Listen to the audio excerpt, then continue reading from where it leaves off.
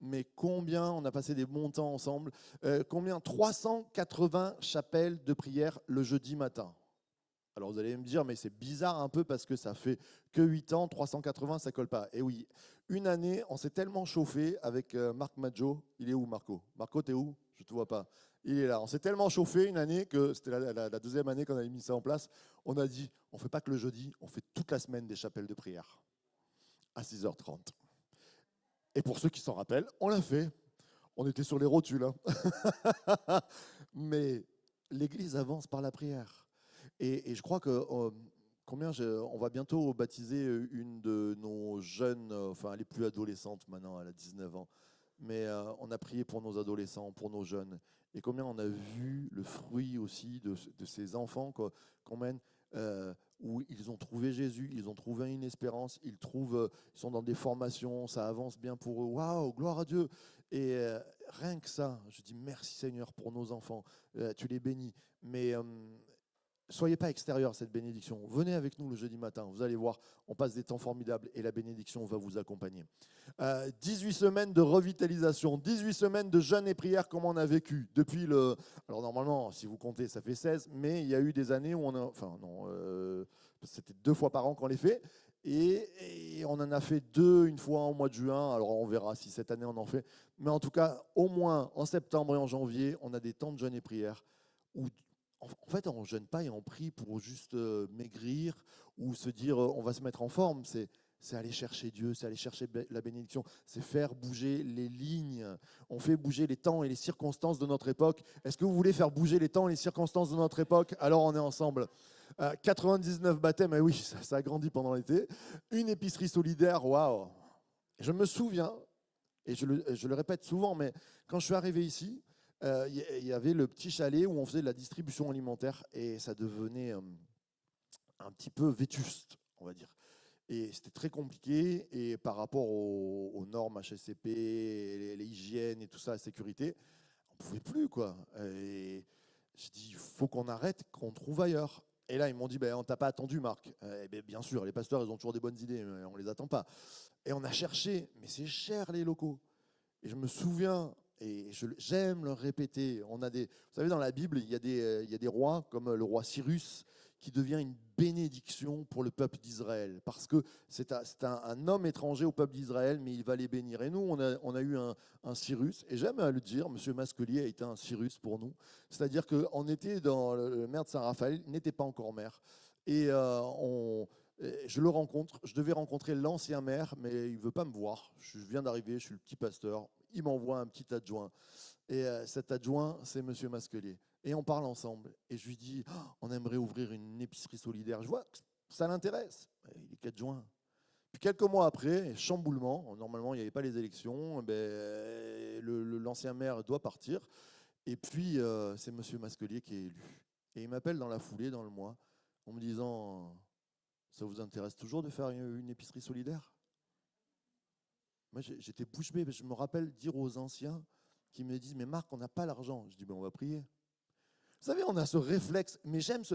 Des fois, on dit, ouais, les gens, on va pas bien, ils nous disent, eh ben, on va prier. Ben ouais, oui, on va prier, c'est super important, c'est pas n'importe quoi, c'est pas je te donne 50 centimes et je m'en vais. On va prier, derrière, il y a le grand Dieu Tout-Puissant, Unstoppable, qui va agir. Et là, je suis au téléphone, alors que ça fait une semaine que je leur ai dit, on va prier. Et on a prié, et il me dit, eh bien, moi je vous propose, je vous passe un local, et on l'a fait ensemble. Et on n'avait plus à payer le local. Et ça fait 5 ans qu'on bénit des gens, grâce à Dieu, grâce aussi à la mairie de Saint-Raphaël, il faut le dire aussi, il y a des hommes et des femmes qui sont extérieurs, que les richesses, il nous est dit dans la parole de Dieu, servez-vous des richesses injustes, il y a des richesses qui ne nous appartiennent pas, mais il y a des Cyrus qui viennent nous bénir de l'extérieur. Et depuis, on a fait au moins 19 000 repas pour bénir les gens. C'est énorme. Il ne faut pas l'oublier, ça. Ce sont des choses extraordinaires qui viennent marquer. Quand Jésus a dit, vous ferez des plus grandes choses que lui, bien sûr, il a fait ça en un jour, il a nourri 5000 personnes, et bien on a nourri 19 000 bouches, c'est beau. Et Jésus l'a dit, vous me dépasserez dans la bénédiction que vous amènerez. Waouh! C'est pas nous, c'est par l'Esprit de Dieu qui nous pousse à faire des belles choses et qui multiplie. 479, Jesus Coffee. Bon matin. Ouais, on va le refaire. 470, Jesus Coffee. Ça, on est arrivé en plein confinement, il y a 4 ans. Et on a même fait la première page de Nice Matin parce qu'on était l'émission la plus chaleureuse de toute la région et parce qu'on a voulu juste rejoindre les gens. Et c'est très intéressant. On aurait dû mettre la vidéo, elle est où, Colline, mais on la mettra une autre fois. Colline travaille une partie pour l'église et une partie pour elle. Et elle travaillait dans un garage pour préparer un site internet et des vidéos pour ce garage-là. C'est Big Custom Garage qui sont aussi des amis de l'église. Jérôme vient quelquefois ici. Et elle me montre, elle les a filmés en vidéo. À un moment donné, il est là avec ses copains, Jérôme, et il a le téléphone portable. Il dit regarde, tout ça. Et elle s'approche, ils sont en train de regarder le Jesus Coffee. Je trouve ça génial. Le Jesus Coffee, ce n'est pas que pour nous, l'église, ça nous fait du bien, on est content d'avoir une matinale, mais c'est aussi pour parler aux gens de l'extérieur, qu'il y a un Dieu qui les rejoint. L'église, ce n'est pas un endroit fermé ou hermétique, où il y a tellement de codes, tellement de traditions que plus personne ne peut rentrer. Non, c'est un espace ouvert où Dieu nous attend. Amen. Une école, alors là, c'est moi qui applaudis. Madame Ambrosio, première école protestante primaire de la région. Et c'est énorme quand même. Hein. Et on a commencé avec 2 élèves et comme je le dis souvent, on était tous là quand je disais il faudrait faire des petits travaux. J'allais voir Enzo et Nicolas, il faudrait faire des petits travaux. Ils me regardaient avec un regard de doute, un truc. Et moi-même, je doutais plus que. Pardon. Oh, bon. Et aujourd'hui, il y a 16 élèves. Et on est béni, et ça va grandir, et on veut demander la bénédiction de Dieu. On va avoir une inspection le 1er octobre. Amen. Et c'est génial, parce que les gens vont voir aussi qu'à l'église, il y a des belles choses qui se font. Amen. Et puis, bien sûr, un collège biblique. Jeudi, on commence les cours Théologos. Avec, là, ça va être sur l'herméneutique, c'est ça. Comment interpréter la Bible, un cours qui va durer un trimestre, un cours de hauteur universitaire où on peut avoir des crédits avec universitaire, ECTS. Voilà, on va travailler ensemble aussi sur la parole de Dieu. Il y a beaucoup de choses. J'ai mis des 3 petits points parce qu'on pourrait parler de la jeunesse, on pourrait parler de tout ce qui se fait autour de nous, des rassemblements, des repas, des barbecues. Combien de barbecues on a fait ensemble? Alléluia. Et des moments de bénédiction. Tout cela pour dire Dieu agit encore aujourd'hui et j'aimerais entendre un applaudissement à ceux qui le croient.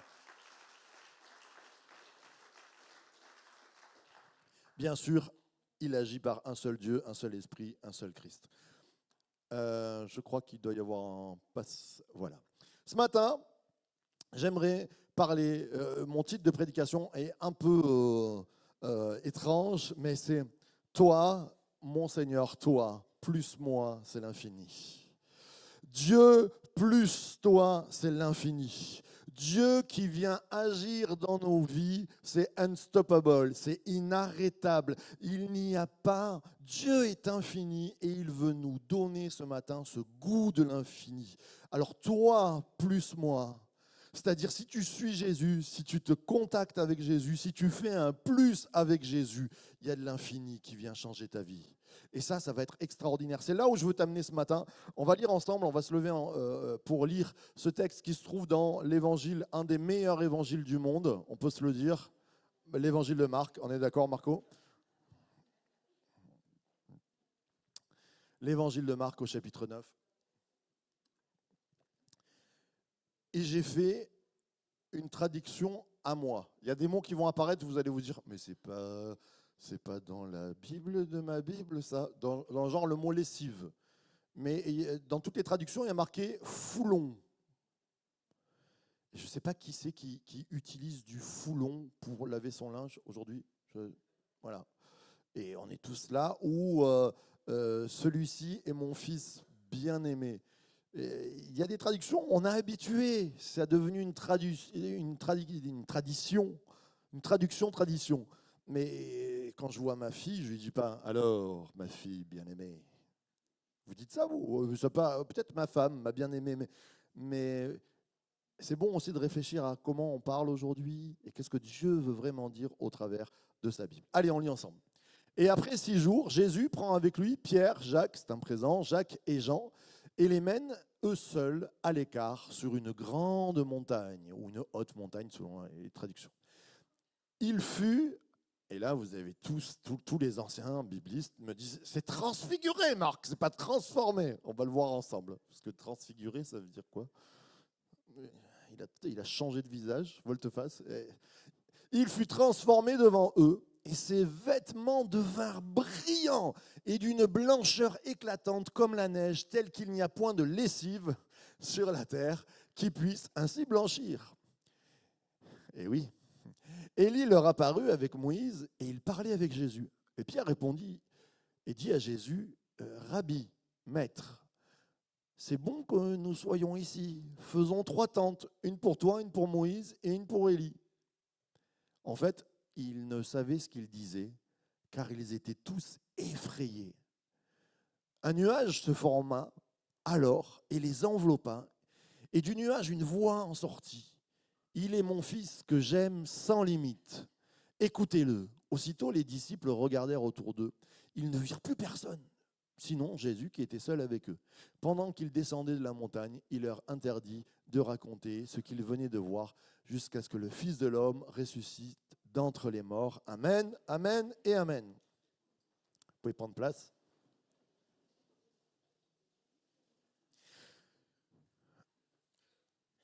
Tous les anciens chrétiens, on connaît ce texte et on le lit, il fut transfiguré, brillant, blanc, tout ça.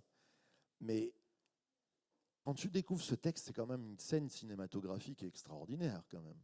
Je veux dire, Jésus prend Jacques, Jean, les 2 frères et Pierre et dit, allez, on va faire une petite rando, la montagne la plus haute. Bam. Ils devaient être contents. Alors qu'est-ce qu'ils prennent? Peut-être un peu de nourriture, leur bardage, on ne sait pas trop. Mais quand ils arrivent en haut, Jésus, et alors le terme théologique transfiguré, qui vient du grec métamorpho, qui est souvent traduit par transformé. Mais bon, là, on a voulu un peu plus. Qu'est-ce qui se passe? Jésus change d'apparence physique. Alors, est-ce que ses traits ont changé ou pas? Mais en tout cas, ce qu'on sait dans son changement, c'est que ça brille. Jésus devient lumineux, brillant, une ampoule. Boum. Mais vous vous rendez compte, la personne avec qui ils sont, ils savent très bien que c'est Jésus, que c'est un prophète, il fait des miracles. Mais là, ils mangent tous les jours avec lui, ils dorment avec lui, ils se lavent avec lui. Non, mais il y a une intimité. Hein. Les 12 disciples, ils sont tous ensemble. C'est September Camp toute l'année, quoi. Ils dorment sous les tentes, ils se connaissent dans l'intimité. Mais Jésus, il n'a jamais brillé comme une lumière. Quand il dit « je suis la lumière du monde », tout le monde dit « bah oui, c'est une métaphore ». Non, mais là, ce n'est pas une métaphore. Il est transformé, wow, ça brille, ça devient lumineux. Et alors, les 3 évangiles vont en parler, les synoptiques, Matthieu, Marc et Luc, et pas Jean. Alors ça, c'est intéressant, on pourrait s'y pencher. Juste, je fais une petite aparté là-dessus. On pourrait se dire, Matthieu, c'est un disciple de Jésus. Marc et Luc, et ils ne sont pas les disciples, hein, ce n'est pas les apôtres, ils viennent après. Donc, j'aurais pu prendre normalement Matthieu. Mais si vous regardez les textes, le plus long, c'est celui de Marc. Celui qui donne le plus de détails, c'est celui de Marc. Alexandra, tu n'as pas le droit de répondre. Pourquoi? Pourtant, Marc n'est pas un disciple direct. Qui a dit ça? Bravo! Parce que c'est Pierre, parce que Marc est le scribe de Pierre.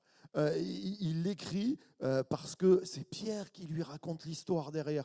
Donc c'est le disciple qui a vécu ce moment-là qui est en train... Et d'ailleurs, on pense que Matthieu et Luc ont repris l'histoire de Marc, écrit par Marc de Pierre. Et on sent, moi j'aime ce détail, c'était tellement blanc qu'il n'y avait pas de foulon, qu'il n'y a pas de lessive, on pourrait dire aujourd'hui. Tu peux passer à la javel, à la lessive, à tout ce que tu veux. Tu peux, avec les meilleurs dash de 2 en 1, j'en sais rien, tu le passes au lave-vaisselle si tu veux. Il ne sort pas blanc comme ça. Qu'est-ce qui se passe? Et là, il est en train de dire, c'est miraculeux. Il est en train de faire comprendre à nous, lecteurs, et nous, on passe là-dessus. Ouais, il était brillant.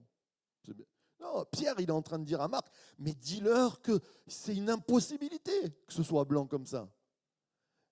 Et alors là, vous allez... Et je réfléchissais, je me disais, bon, ok, Pierre, il le raconte au travers de Marc. Jacques, il n'a pas écrit grand-chose, parce qu'il n'a pas eu le...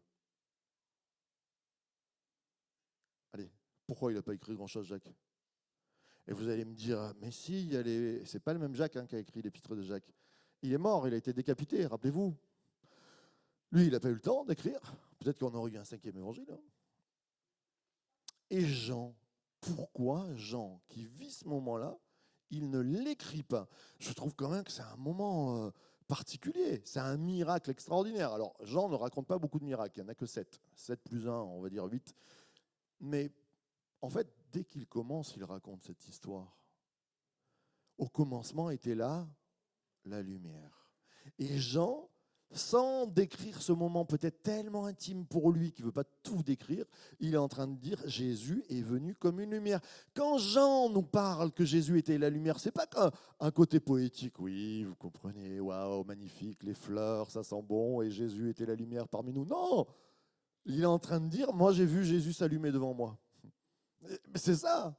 J'ai vu Jésus se transformer, devenir lumière devant moi. Et là, ça prend encore plus de sens. Et c'est très intéressant parce qu'il va dire, la lumière est venue habiter près des hommes. Et qu'est-ce que c'est?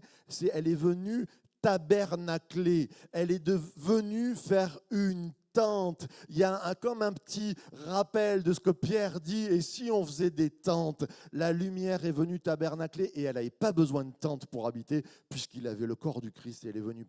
C'est formidable quand vous regardez la Bible. J'espère que je ne vous perds pas, mais j'aime fouiller la parole de Dieu et dire waouh, il y a des choses extraordinaires. Jean, à 95 ans, il écrit cet évangile et il a devant lui, peut-être qu'il a les yeux qui commencent à vieillir, mais lui, dans ses yeux spirituels, il voit toujours la lumière. Vois-tu la lumière de Christ encore dans ta vie? Amen. Vois-tu la lumière encore de Christ dans ta vie? Et si tu ne connais pas Jésus, je crois que le meilleur conseil que je veux te donner, c'est ferme les yeux et laisse-toi illuminer par la présence de Dieu. Parce que Dieu est vivant et qu'il veut éclairer nos vies. Amen. Alors, on a ce texte, il monte la montagne, il est illuminé, et j'ai toujours entendu prêcher sur ce texte. Quand Pierre dit on fait des tentes, et souvent j'ai entendu parce qu'on est bien sur la montagne. Et donc Pierre va dire on est bien ici, mais on ne sait pas si c'est une question ou pas. Faisons 3 tentes. Et de là, on en déduit, ils sont tellement bien là qu'ils veulent rester là-haut. Et souvent, on fait l'opposition. Oui, il ne faut pas rester sur la montagne, il faut descendre. C'est vrai, hein, vous avez déjà entendu ces prédications-là. Il y a des anciens qui ont déjà entendu des prédications. Non, il n'y a que moi. Ouais, bon, ça va, il y a des mains. Mais en fait, si tu regardes bien le texte, et celui de Marc qui me semble le plus proche, il nous est dit, tu peux mettre le deuxième texte, la deuxième partie, s'il te plaît? Non, voilà. En fait, il ne savait ce qu'il disait, il ne savait pas quoi dire, dit le texte vraiment, car ils étaient tous effrayés. En fait, Pierre, il est tellement choqué qu'il se dit, on fait quoi là? Mais c'est vraiment ça. Jésus lumineux, et plus que ça, apparition de Moïse. Alors, je ne sais pas comment ils ont fait. Peut-être que sur le t-shirt, il y avait marqué Moïse et l'autre Élie. Comment il les reconnaît? Est-ce que Jésus les appelle et lui dit salut Moïse, salut Élie, comment tu vas? Ça fait du bien. Ça fait longtemps qu'on ne s'est pas vu, une trentaine d'années. Je ne sais pas. En tout cas, ils savent que c'est Moïse et Élie. Et là, regardez, ils étaient tous effrayés. Ils ne sont pas en mode... Enfin, je ne sais pas vous. Hein. Moi, quand je passe par des moments... Bon, je suis un papa et un mari, je n'ai jamais peur.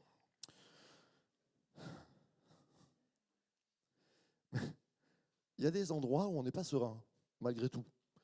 Il y a des quartiers. Un jour, j'étais avec Nicolas Vous connaissez aussi mes goûts. J'aime les vieilles voitures. J'ai une vieille voiture qui s'appelle une 403 Peugeot, qui coûte pas grand-chose, mais je l'aime bien. Et on- je vois une annonce sur Marseille de sièges de 403. Et moi, mes sièges, ils étaient tout troués et tout. Je me dis, oh ouais, super, le prix est bon et tout. Je dis à Nicolas, Nicolas, oh, à Marseille, j'ai trouvé des sièges pour ma 403 et tout ça. Il me dit, c'est où? Et là, il regarde le quartier, il me dit, tu descends pas seul, hein? Je dis, bah si, je descends seul. C'est quoi l'histoire? Ça va, je vais chercher des sièges. Il me dit, non, tu descends pas seul. Donc, monsieur Nicolas Varoli est monté avec moi dans la voiture et il m'a dit, là, si tu vas là-bas, c'est toi et ta voiture qui vont revendre après. Il y a des endroits, et quand on est arrivé là-bas, j'avais jamais vu ça. Non, mais juste, je vous raconte le petit détail. On rentre, il y a une rentrée dans la cité. Tu rentres, c'est une cité, et il y a une sorte de portail où tu rentres, et tu sais que tu peux sortir que par là. Il y a pas, tu fais pas le tour ailleurs. Et on arrive au fond de la cité, et là, c'est pas une enseigne, c'est pas un magasin. C'est sur le parking, il y a une casse organisée. Ils vendent des pièces de voiture sur le parking, mais un truc de dingue, quoi. Et là, ils avaient un intérieur de 403. Et là, j'ai compris que d'un, on n'allait pas rester très très longtemps et que Nicolas avait de bons conseils. Eh bien, passons cette histoire, mais quand même là, les amis, ils sont effrayés. Le terme, c'est vraiment effrayés, saisis de peur. Enfin, moi, je ne sais pas, mais quand je suis saisi de peur, même s'il y a Jésus, j'ai pas trop envie de rester là. Et donc, dans ce moment-là, je crois, je pense qu'il décide de faire. Alors, même cette histoire, il nous a dit, il savait plus ce qu'il disait. Mais parce que je me suis dit, ils font les tentes avec quoi? Ils sont partis pour faire une marche, ils ne sont pas partis avec le bardin, tout ça. Mais Pierre, je pense qu'il est tellement déstabilisé. On fait une tente, on met Élie. Et puis, c'est pas pour eux, hein. Il dit, on met Élie dedans, on met Moïse dedans, on t'en fait une à toi aussi. On fait quoi? C'est vraiment, ils sont saisis de peur. Ils n'ont pas envie de rester sur cette montagne, hein, je pense, hein. Ils sont juste en train de se dire, s'il se met en colère, brillant comme il est, on brûle. Mais c'est ça le. Imagine-toi, tu es avec quelqu'un, il se met à briller. Ouh, tu te dis, mais il y a quelque chose de très très fort. Et il y a des revenants qui viennent, des revenants super connus qui reviennent à ce moment-là. Non, mais c'est un film, hein, quand même. Et c'est pour ça que je vous dis, arrêtez de lire la Bible en oui, alors le Seigneur fut transfiguré, alléluia. Et je pars au boulot. Non, mais c'est une histoire quand même extraordinaire. Et j'aimerais te parler de l'infini, parce que quand Dieu et Christ est en train de leur faire vivre un moment de l'infini, un moment de l'éternité, un moment du royaume des cieux, mais c'est normal d'être effrayé. Et mon premier point, c'est quand l'infini fait peur. En fait, ils ne savaient ce qu'ils disaient car ils étaient tous effrayés. Il y a en Dieu des moments où on est perturbé. Il y a des moments dans notre foi où s'approcher de Dieu, c'est pas si simple. Et là, voulais parler pour les personnes peut-être qui viennent pour les premières fois, qui se disent, waouh, moi, les moments de louange, parce que nous, on est habitués. Nous, on est habitués, on est là, là, et là, et là, et là, et béni soit ton nom. On crie, on chante, tout ça. Les personnes qui viennent pour les premières fois, ils disent, mais je suis tombé où? Et des fois, ils sentent la présence de Dieu, ils se mettent un peu même à avoir de l'émotion, ils se mettent à pleurer, ils disent, non, non, mais là, ça va mal, je me mets à pleurer tout seul, qu'est-ce qui se passe? Je suis touché, j'ai mon cœur qui bat, les gens chantent autour de moi. C'est pour ça qu'il faut vraiment, les frères et sœurs, aussi accueillir les gens. On ne veut pas se priver d'être heureux, on ne veut pas se priver de chanter, de louer le Seigneur, mais soyez encore la bienvenue pour ceux qui viennent pour la première fois. Nous ne sommes pas une secte, nous sommes une église protestante, mais nous croyons que Dieu agit et que Dieu agit encore aujourd'hui, et que dans sa Bible, il est marqué qu'il fait des miracles, et que sa présence est brillante. Il est brillant au milieu de nous, et bien sûr, ça chamboule. Plus que ça, vous êtes dans une église protestante évangélique pentecôtiste, qui croit que les gens peuvent être, comme dans les Actes des Apôtres, touchés par le Saint-Esprit et parler en d'autres langues. Bonsoir.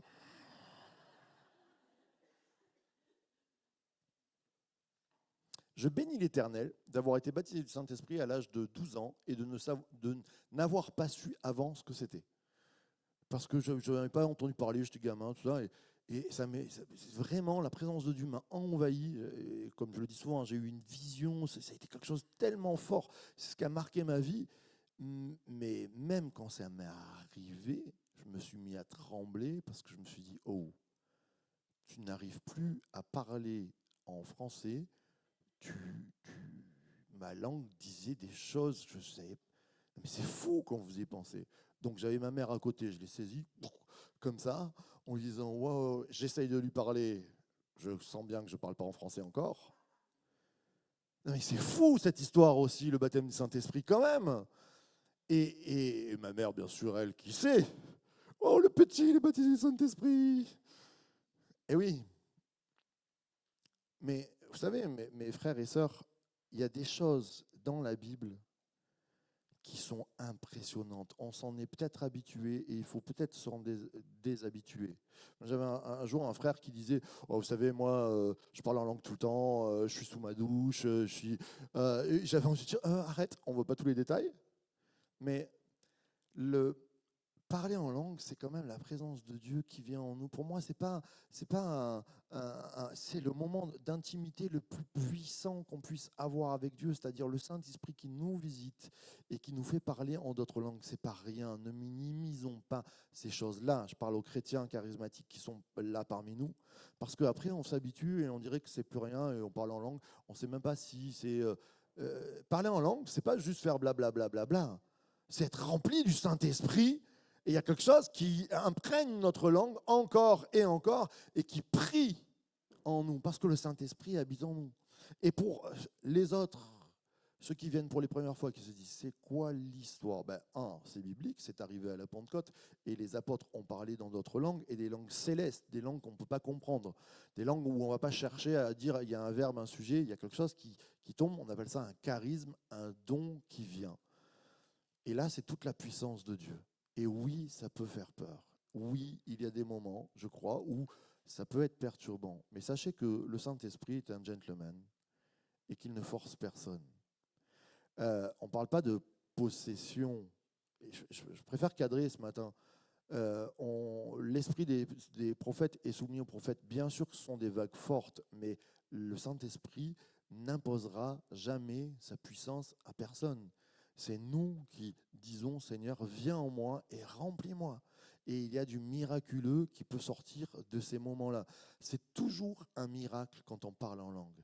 Là, je le dis aux autres chrétiens où on s'habitue, c'est un miracle quand on parle en langue. C'est la puissance de Dieu, c'est la visitation. Et combien il est important de continuer à vivre ces choses-là, mais il est important aussi d'être équilibré. Paul va dire que tout se fasse dans l'ordre. C'est pour ça que le dimanche matin, vous me voyez très rarement parler en langue. Paul dit, ne parlez pas en langue presque au culte, parce que si quelqu'un vient et vous entend, il va dire, c'est des fous. Et ça se comprend. Il va dire, moi je parle en langue plus que vous tous. Quand je prie chez moi, je reçois et je suis revitalisé par le Saint-Esprit en moi, mais je préfère prêcher ou prophétiser dans l'assemblée pour donner des paroles qui soient sensées. Et là, je fais un petit bémol. Je crois qu'il y a des gens aussi qui ont eu peur parmi nous parce qu'il y a eu des excès. Parce que quelquefois, il y a des personnes, et je dis déséquilibrées. Souvent, on est déséquilibré dans le Saint-Esprit parce qu'on a une vie déséquilibrée et qu'on a une façon de vivre déséquilibrée et qu'il y a et qu'on pousse la chose trop forte. Il ne nous est pas dit dans la Bible qu'on doit choquer les autres. Attention à ce que nous faisons. Je crois que la présence de Dieu, oui, elle peut faire peur, mais c'est Dieu qui vient travailler nos vies. J'aimerais juste te dire, peut-être que tu viens pour les premières fois, ou peut-être que ça fait longtemps que tu es ici, mais que tu n'es pas toujours à l'aise. Oui, des fois, c'est tellement grand la présence de Dieu que ça peut nous chambouler. On va passer au verset après. Afin qu'il vous donne selon la richesse. Alors là, regardez les phrases comme elles sont très courtes. Afin qu'il vous donne, selon la richesse de sa gloire, d'être puissamment fortifié par son esprit dans l'homme intérieur. Point virgule, ça va. Que le Christ habite dans vos cœurs par la foi, que vous soyez enracinés et fondés dans l'amour pour être capables de comprendre avec tous les saints quelle est la largeur, la longueur, la profondeur et la hauteur, de connaître l'amour de Christ qui surpasse toute connaissance, en sorte que vous soyez remplis jusqu'à toute la plénitude de Dieu. Amen. je continue. Or, à celui qui par la puissance qui agit en nous peut faire infiniment au-delà de tout ce que nous pensons. Pourquoi Paul fait une phrase à rallonge? Parce qu'il est obligé de mettre dans de l'écrit qui est limité toute la grandeur de Dieu. Ça dépasse. Même la phrase, elle nous fait peur. J'arrive pas à la lire d'une traite. Il n'y a pas de virgule. On se dit, mais qu'est-ce qui se passe? Parce que Paul est en train d'expliquer que Dieu, ça nous dépasse. Et c'est normal qu'à un moment donné, ça nous chamboule. Il va parler de la largeur, la longueur, la profondeur, la hauteur de son amour. Son amour nous bouleverse. C'est normal quand tu viennes à l'église que tu sois bouleversé et que tu pleures. Si ça fait longtemps que tu n'as plus pleuré devant Dieu, c'est pas normal. Si ça fait longtemps que tu n'as pas vécu des moments où, avec Dieu, il y a du miraculeux dans ta vie, où tu ne parles plus la langue, où tu ne vois plus la main de Dieu agir, où il n'y a pas de guérison autour de toi, je dis oui, c'est pas normal.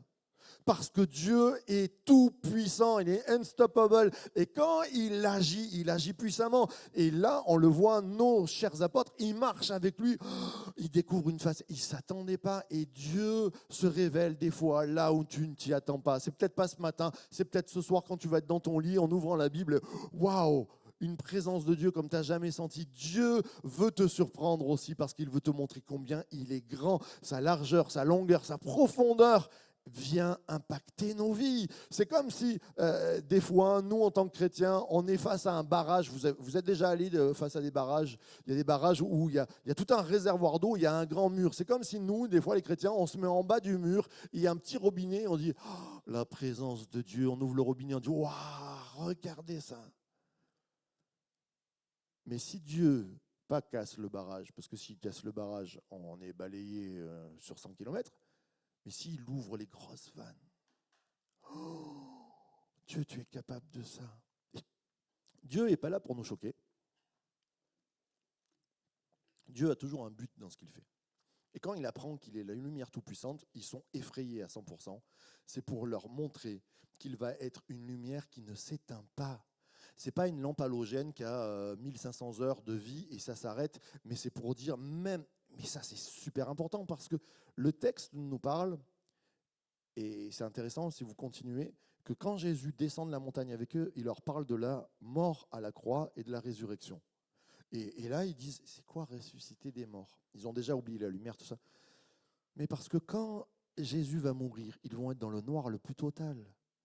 Et la pensée la plus forte, s'il ferme les yeux, c'est Jésus lumineux, Jésus lumière du monde. Et Jean commence son évangile en disant, il est venu en tant que la lumière, et la lumière, les ténèbres ne peuvent pas la saisir. On ne met pas une nappe sur une lampe, la lumière est faite pour briller. Et Jésus ne peut s'éteindre dans ta vie, à part si toi, tu lui tournes le dos. Mais ça veut dire que la toute-puissance de la résurrection, elle est là chaque matin, chaque soir, et que Dieu veut te bénir, et que ce matin, il veut te faire découvrir combien il est grand. J'aimerais entendre un grand amen. Alors, à tous les charismophobiques, c'est-à-dire ceux qui ont peur des charismes, et j'ai envie de vous dire, regardez les charismes dans la Bible. Oui, il y a des choses qui sont surprenantes. Après, les autres choses qui ne sont pas dans la Bible, ben, ce n'est pas forcément dans la Bible. Je ne suis pas là pour chercher de l'extraordinaire. Pour moi, parler en langue, c'est déjà méga extraordinaire.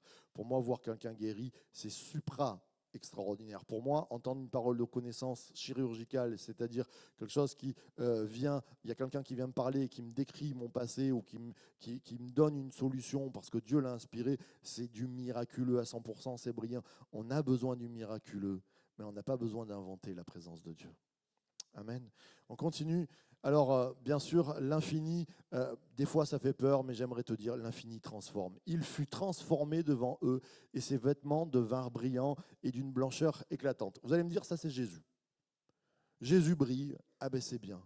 Et combien de fois les chrétiens disent « Ah, Jésus, lumière du monde ». J'aime quand les chrétiens me disent ça, mais les amis, je leur dis « Et toi, lumière du monde ». Quand on a prêché sur « Je suis la lumière du monde », souvent, on dit oui, Jésus, la lumière du monde. Et dire moi, je suis la lumière du monde, ah non. Pourtant, Jésus a dit vous êtes là. Vous avez du mal à le dire. Vous êtes là. Dis à ton voisin encore une fois, et je te le ferai répéter pendant 10 ans tu es la lumière du monde.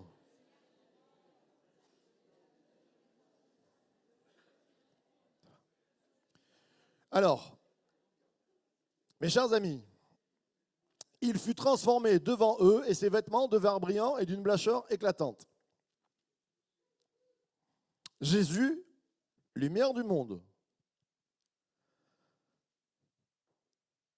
Est-ce que ça peut nous arriver, ça? Alors, toute comparaison possible, je crois que nous sommes la lumière du monde. Alors, je ne suis pas sûr qu'on est appelé à briller de nos vêtements et à être transformé physiquement. Bien que, il est arrivé, dans la Bible, on a un exemple, Moïse. Il monte à la montagne, il redescend, lui il ne le voit pas, c'est trop bon, moi j'aime trop. Il descend et les gens en face de lui, il a parlé avec Dieu pendant 40 jours, ils sont comme ça. Cache-toi, mets-toi un voile sur la tête. Et parce que tu es trop lumineux pour eux. Waouh!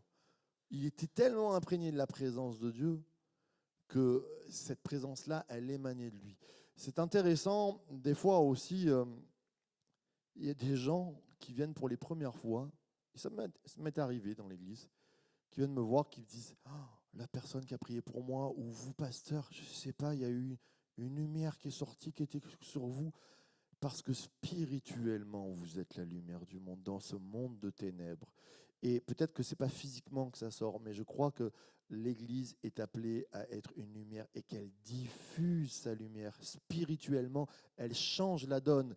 Et nous faisons partie du royaume des cieux. Et quand le Seigneur dit le royaume de Dieu s'est approché, c'est-à-dire il y a la lumière, vous n'êtes pas du monde, mais vous êtes dans le monde, dans ce monde de ténèbres, dans le monde où tout est sombre, vous êtes vus parce que la lumière de Christ est en vous et que vous êtes la lumière du monde. J'aimerais entendre un grand amen à cela. On va lire un verset. Nous tous qui le visage dévoilé, c'est dans 2 Corinthiens, reflétons comme un miroir la gloire du Seigneur. Nous sommes transformés en la même image de gloire, en gloire comme par le Seigneur. Il est fort ce verset. Est-ce que vous l'avez? On le relit. Nous tous, là, nous tous, ceux qui veulent contempler la gloire de Dieu, qui aiment Jésus, qui le visage dévoilé, reflétons comme un miroir la gloire du Seigneur. Nous sommes métamorphos, transformés, transfigurés, c'est le même mot. Nous sommes transformés, transfigurés en la même image de gloire en gloire comme par le Seigneur. Waouh! Non mais c'est fort quand même.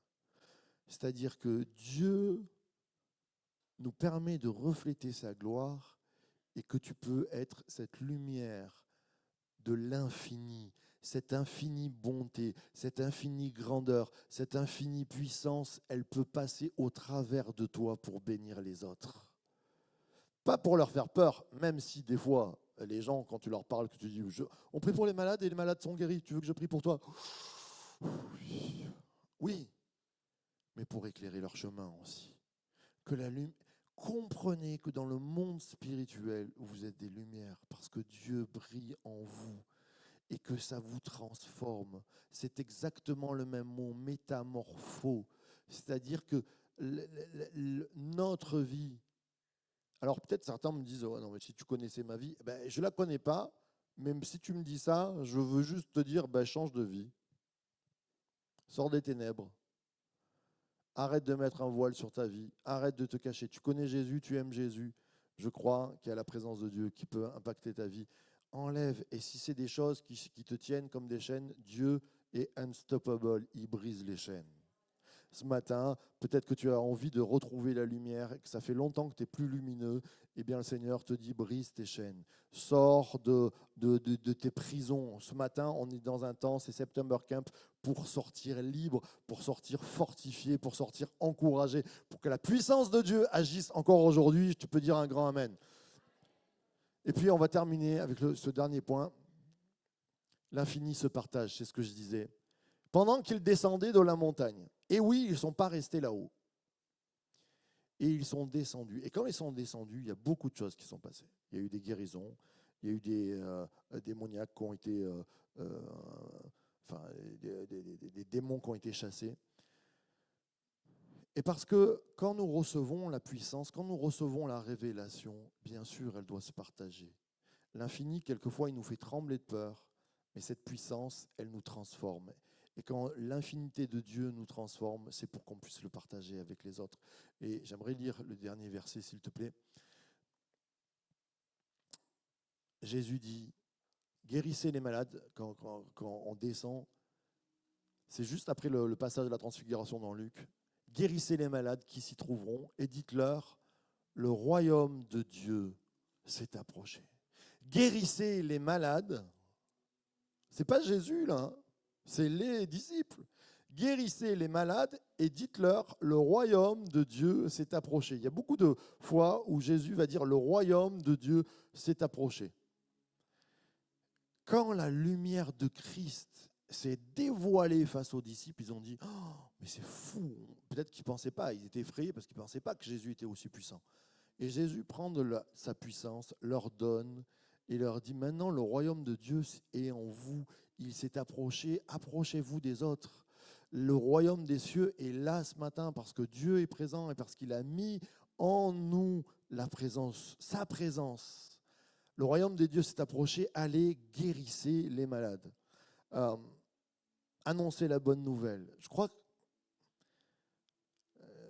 je discutais avec mon ami Patrick Baudéen et il me disait qu'il avait visité une église et qu'il disait au pasteur, ce que je vous disais tout à l'heure, à un moment donné, quand dans notre ministère, il n'y a plus de guérison, quand il n'y a plus d'action miraculeuse, on prêche une philosophie.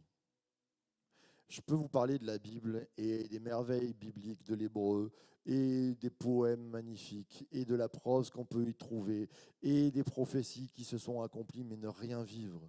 Quand je faisais mes études de théologie, un jour mon professeur de théologie, il nous sort un bouquin et c'était un livre qui traitait de comment interpréter la Bible.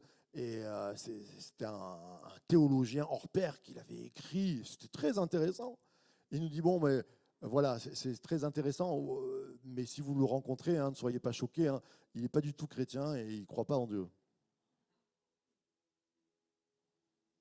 Et moi, j'ai dit, mais ça sert à quoi qu'il fasse des maths, le gars, quoi? Sois bon dans ce que tu fais et crois dans ce que tu fais. Si ce matin, je suis là pour vous expliquer que la Bible, c'est super joli, c'est intéressant, mais que nous ne vivons pas le miracle de Dieu, bah, je trouve que je suis un imposteur. Et ça ne sert à rien de parler.